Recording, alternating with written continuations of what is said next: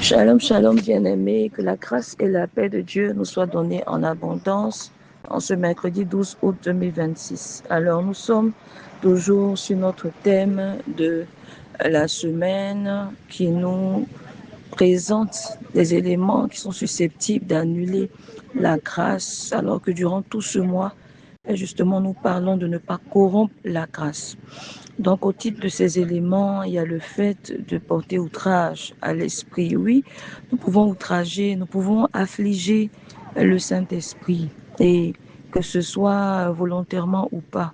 Alors, il est très important pour nous de faire attention, surtout lorsqu'il s'agit d'esprit, parce que dans la Bible, il y a toujours cette confrontation esprit, loi, esprit, chair, et l'Esprit de Dieu est celui qui doit nous guider en toutes choses. C'est pourquoi nous ne devons pas attrister le Saint-Esprit de Dieu par lequel nous sommes régénérés et qui nous aide à vivre conformément à la parole de Dieu. Alors le thème du jour, outrage à l'esprit, tiré du texte de Hébreux chapitre 10, le verset 29 que nous pouvons lire.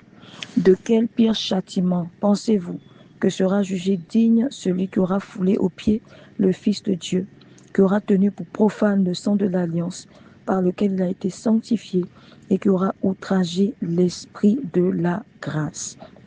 Bien-aimés, comme nous le savons, le livre d'Hébreux présente la foi dans ce qu'elle doit être et dans ce qu'elle ne doit pas être.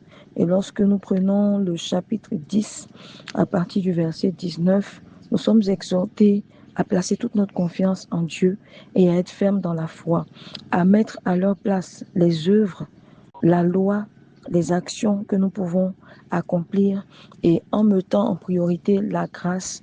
Donc demeurer dans cette grâce en vivant une vie qui est conforme à Dieu et non pas en péchant volontairement, comme il nous l'a dit au verset 26. Parce que si nous péchons volontairement, après avoir reçu la connaissance de la vérité, la Bible dit qu'il ne reste plus de sacrifice pour les péchés en termes de ce que nous pouvons obtenir comme salut pour être auprès de Dieu pour l'éternité. Donc la grâce n'est pas pour nous, comme le disait Pasteur Fif, et j'ai bien aimé, un passeport ou un permis de péché, mais la grâce est un moyen pour nous permettre de vivre dans la position de paix, d'amour et de sainteté qui nous a été acquise gratuitement. C'est pourquoi il est très important pour nous de pouvoir tenir compte des implications de la grâce afin de ne pas outrager l'esprit de la grâce tel qu'il nous est présenté ici dans ce verset 29. Alors, si la loi de Moïse, qui était dure,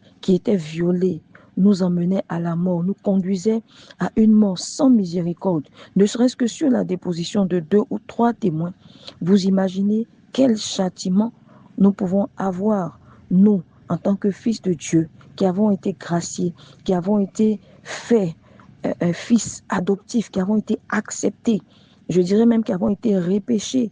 Et pour nous, le sang de Christ a été versé. Nous sommes aujourd'hui assis à la droite de Dieu. Nous avons été sanctifiés.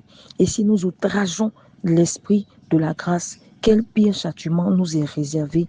Le châtiment qui nous est réservé, c'est la mort éternelle. C'est pourquoi, bien aimé, il est important de ne pas fouler aux pieds la grâce de Dieu. Il est important de ne pas profaner la grâce de Dieu. Si nous péchons délibérément, sous prétexte que la grâce de Dieu nous a été donnée, alors nous sommes en train d'enfoncer un clou ou un poignard au Saint-Esprit, parce que il est appelé l'esprit de la grâce, l'esprit qui nous aide à demeurer dans la grâce, l'esprit qui a donné tout le nécessaire afin que nous puissions demeurer dans la sainteté. L'esprit qui a déployé toutes ses vertus, qui a donné les ministères, qui a apporté les dons. L'esprit qui déploie le fruit de Dieu en nous, que nous devons manifester en tant que fils de Dieu, en tant que personne renouvelée. L'esprit qui est venu parachever l'œuvre de Jésus, qui ne pouvait être partout à la fois. L'esprit nous a été donné pour être en nous, pour être avec nous, pour être sur nous. Donc l'esprit de la grâce, c'est la complétude de Dieu qui vient nous couvrir afin que nous ayons toutes les armes pour marcher selon la volonté de Dieu. Alors lorsque nous nous détournons des promesses du Seigneur et de la parole de Dieu, nous sommes en train d'offenser, nous sommes en train d'insulter, nous sommes en train d'attrister. Et avec cette grâce même que nous avons reçue, nous pouvons hériter de l'enfer si nous ne nous maintenons pas. Bien-aimés, nous sommes encouragés dans ce passage à faire attention sur toute cette semaine, donc à ne pas corrompre la grâce et aujourd'hui à ne pas outrager le Saint-Esprit, à ne pas attrister l'Esprit de Dieu par lequel nous avons la conviction dans nos cœurs que nous sommes fils de Dieu, à ne pas attrister l'Esprit de Dieu qui est avec nous en tout temps, qui est notre consolateur, qui est notre force, qui est notre restauration.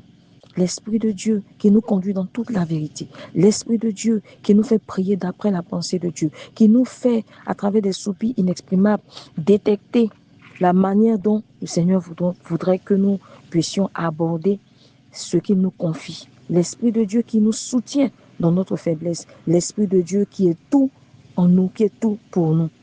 Nous ne devrions pas affliger ou attrister le Saint-Esprit. Vous connaissez bien ce passage dans la Bible qui nous dit que le blasphème contre le Saint-Esprit est celui-là qui ne sera pas pardonné, quoique toute chose nous serait pardonnée. Ça veut dire que l'Esprit de Dieu en nous doit pouvoir rendre témoignage de la vie de Dieu en nous. Et toutefois que nous nous écartons du chemin du Seigneur, c'est l'Esprit de la grâce que nous attristons. Faisons attention, soyons mis en garde à partir de ce verset et revoyons notre manière de nous comporter, sachant que nous ne sommes pas libres. La grâce de Dieu ne nous introduit pas dans un libertinage ou ne nous donne pas un argument pour faire ce que nous voulons, mais la grâce de Dieu a des exigences parce que c'est l'esprit de la grâce. Et cette grâce de Dieu, donc, en nous, nous confère tout ce dont nous avons besoin et l'autorité du Saint-Esprit qui nous regarde, qui témoigne et qui vit en nous. Portons le temple de Dieu, portons la vie de Dieu fièrement et démontrons à ce monde qu'il est possible de vivre une vie qui est différente de ce que nous avons pu connaître avant de venir à Christ. Soyons exhortés, soyons interpellés et que l'esprit de la grâce ne soit pas attesté dans nos comportements au nom puissant de Jésus. Amen.